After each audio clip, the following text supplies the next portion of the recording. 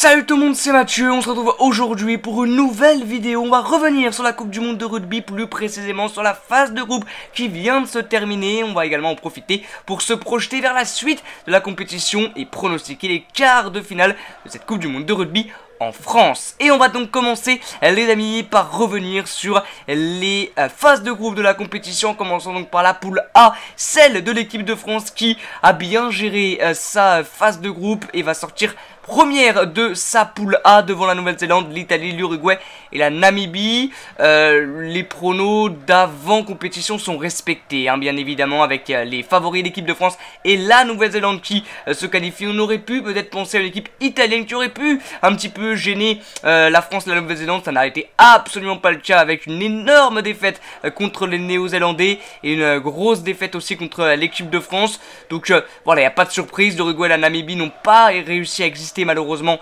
dans cette compétition, encore moins pour la Namibie, hein, qui s'en est pris 96 contre la France, presque 80 contre la Nouvelle-Zélande, donc ça a été très compliqué pour eux, mais ou sinon les pronos et la hiérarchie a été respectée sur cette poule A, pas grand chose à dire. On passe ensuite à la poule B, une poule qui était très relevée sur le papier, composée de l'Irlande, l'Afrique du Sud, l'Écosse, les Tonga et la Roumanie. Les Tonga et la Roumanie n'ont pas existé, hein. Le Tonga a réussi quand même à remporter son match face aux Roumains, mais ça a été très compliqué pour eux dans une poule composée de ces trois monstres. Il y a l'Écosse qui aurait pu gêner ces deux gros favoris de la compétition, malheureusement ils n'ont pas réussi à le faire. Une grosse claque contre les Irlandais, premier match un petit peu, j'ai trouvé vraiment faible contre les Sud-Africains, hein. Les Écossais n'ont pas trop existé sur ces deux matchs là. Il fallait au moins gagner un des deux pour se qualifier, ce qu'ils n'ont pas réussi à faire. Donc un peu déçu de la prestation écossaise. Après ils sont tombés sur des monstres absolus, que ce soit l'Irlande ou l'Afrique du Sud, qui sont bien évidemment présents pour les quarts de finale de la compétition. On a vécu peut-être pour le moment l'un des plus beaux matchs de la compétition. C'est pas peut-être, hein, c'est sûr et certain.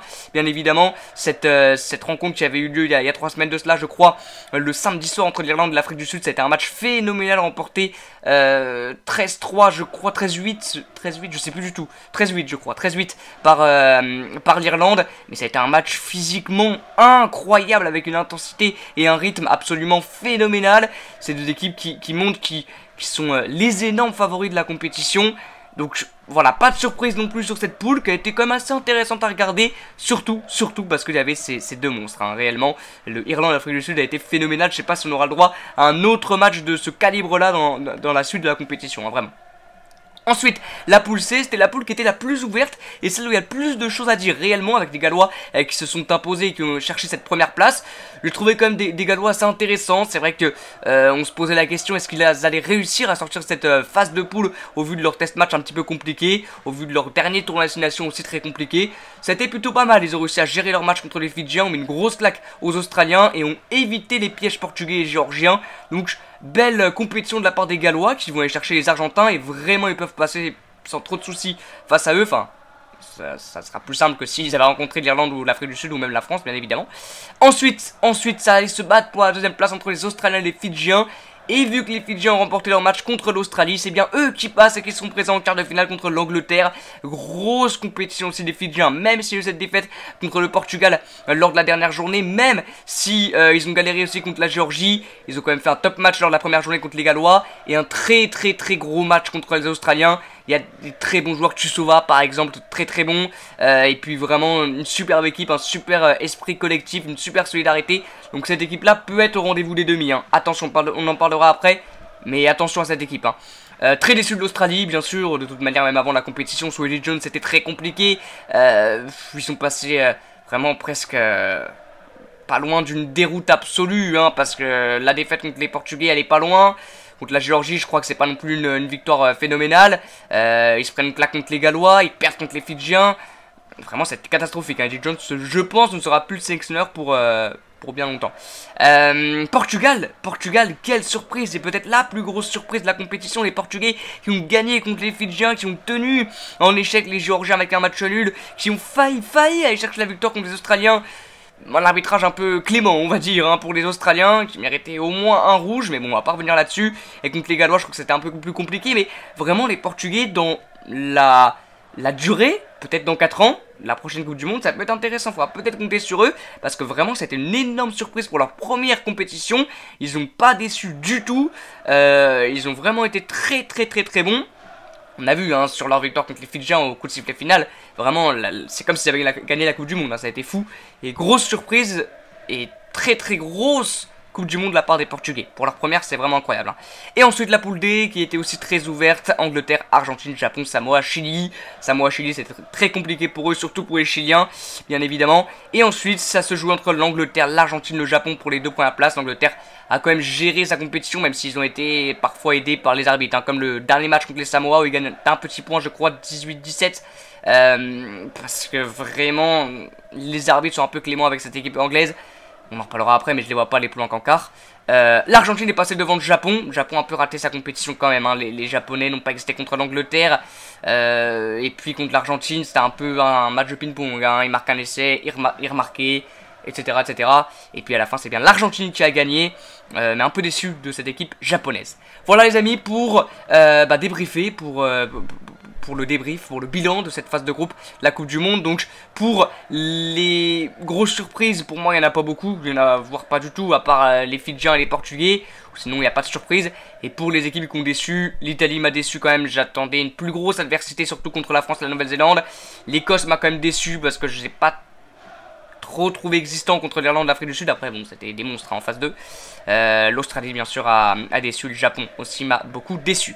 Allez les amis, maintenant place au pronostic, passe au prono des quarts de finale de la compétition. Ça commence samedi à 17 h avec un Pays de Galles Argentine, un match très ouvert sur le papier.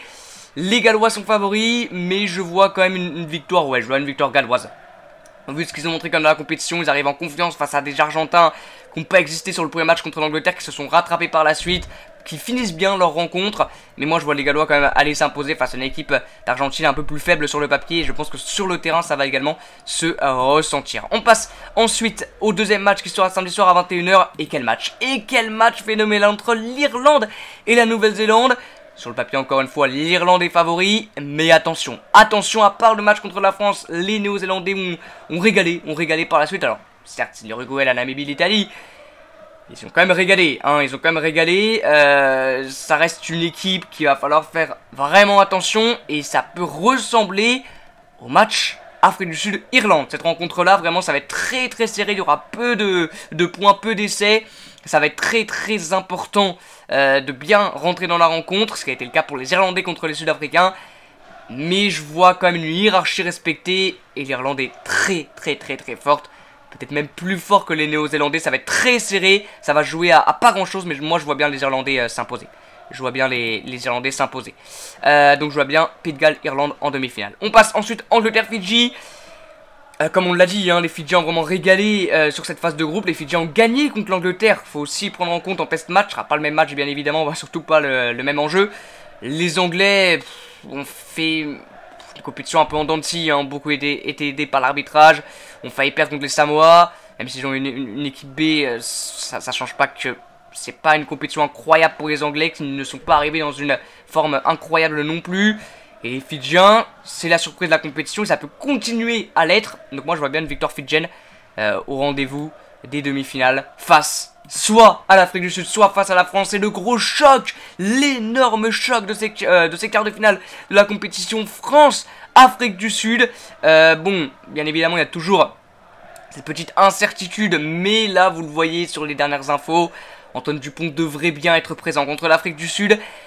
Ça va être un match d'hommes, ça va être un match de titans, va falloir être présent directement, il y a beaucoup de choses qui vont compter en notre faveur, bien évidemment déjà l'ambiance au Stade de France qui va être phénoménale, le fait que l'Afrique du Sud n'a pas de vrai buteur par rapport à nous avec notre Thomas Ramos national incroyable.